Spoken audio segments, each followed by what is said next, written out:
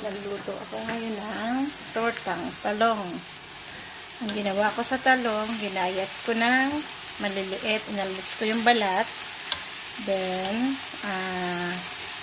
ginayat ko ng maliliit, tapos ginisa ko sa sibuyas at bawang. Ito siya. Then, saka ko lalagyan ng itlog. Hindi ko siya inilaga. Ginisa ko na lang siya.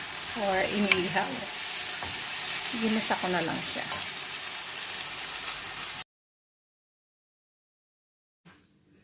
Ayan. Tapos nilagyan ko na siya ng itlog.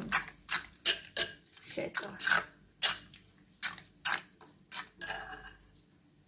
Nilagyan ko ng paminta, ng asin, pampalasa. Ayan siya, oh. Ilagay ko sa kawali. Ayan.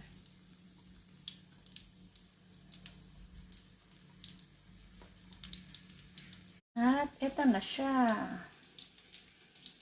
Ayan. May isang hango na ako.